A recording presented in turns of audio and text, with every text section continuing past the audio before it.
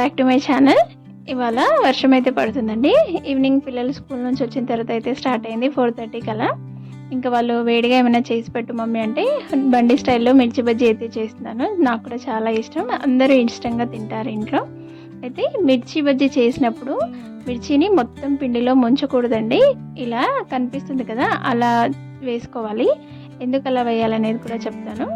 ముందుగా మనం పిండి అయితే కలుపుకుందాము. 2 కప్స్ నేను శనగపిండి తీసుకున్నాను, బేసన్. అయితే అదే కప్పుతో 3/4 కప్పు బియ్యం పిండి తీసుకోవాలి. బియ్యం పిండి కంపల్సరీగా వేసుకోవాలండి, చాలా బాగా వస్తాయి. మనం బండి స్టైల్లో చేసుకుంటున్నాం కాబట్టి బియ్యం పిండి కూడా వేసుకున్నాను. ఇప్పుడు అందులోకి కొంచెం వంట సోడా, అలాగే కారం, ఉప్పు కూడా వేసుకోవాలి. ఉప్పు కొంచెం చూసి వేసుకోవాలి, మనం స్టఫింగ్లో మళ్ళీ పెట్టుకుంటాం కాబట్టి. ఇవన్నీ వేసేసి ఇంకొంచెం పసుపు కూడా వేసి ఒకసారి కలిపేసుకోవాలి. ఇవన్నీ ఇలా కలుపుకున్న తర్వాత వాటర్ వేసి మనం బ్యాటర్ అయితే రెడీ చేసుకుందాము. మరీ పల్చగా మరీ గట్టిగా కూడా కలపకూడదు. ఇలా కొద్దిగా వాటర్ వేసుకుంటూ చూడండి, ఈ కన్సిస్టెన్సీలో ఉండాలి. మిర్చిలోకి స్టఫింగ్ రెడీ చేసుకుందామండి. నేను పాప అడిగింది కాబట్టి వెంటనే చేస్తున్నాను కాబట్టి ఈ స్టఫింగ్ అయితే యూజ్ చేస్తున్నాను. లేదు అంటే నేను పుదీనా, ధనియాలు, అలాగే జీలకర్ర అవన్నీ దంచి వేసుకుంటాను, చాలా బాగుంటుంది ఆ ఫ్లేవర్. చింతపండు రసం తీసుకున్నాను, కొంచెం థిక్గా పల్ప్ లాగా ఉండాలి. అందులోనే 2 టేబుల్ స్పూన్ల వరకు శనగపిండి తీసుకున్నాను. కొద్దిగా ఉప్పు వేసి ఇలా పేస్ట్ లాగా మనం కలిపి పెట్టుకోవాలి. బజ్జీ మిర్చిలోంచి విత్తనాలన్నీ తీసేసి మనం కలిపి పెట్టుకున్న బేసన్లోంచి పేస్ట్ అది ఇందులో స్టఫ్ చేసి మనం మిర్చిలు వేసుకోవాలి.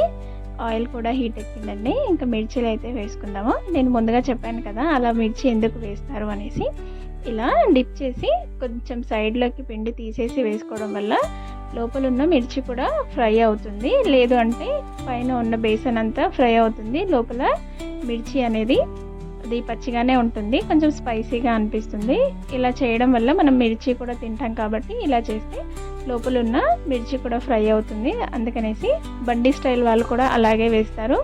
మీరు కూడా ఎప్పుడైనా చేస్తే ఇలాగే చేయండి, చాలా బాగుంటుంది. మిరపకాయతో తింటాం కాబట్టి.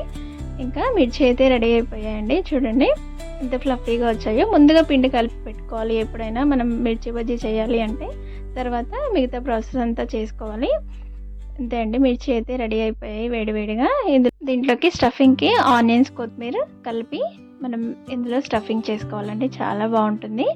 కావాలంటే చాట్ మసాలా వేసుకోండి, లేని వాళ్ళు నిమ్మకాయ రసమైనా పిండుకోవచ్చు. లేదు ఆల్రెడీ మనం అందులో స్టఫింగ్లో చింతపండు రసం యూజ్ చేసాం కాబట్టి వద్దు అనుకున్న వాళ్ళు ఏది వేసుకోకపోయినా పర్వాలేదు, ఇలా తిన్నా సూపర్గా ఉంటుంది. మీకు వీడియో ఎలా అనిపించిందో కామెంట్ చేయండి. నచ్చితే లైక్, షేర్.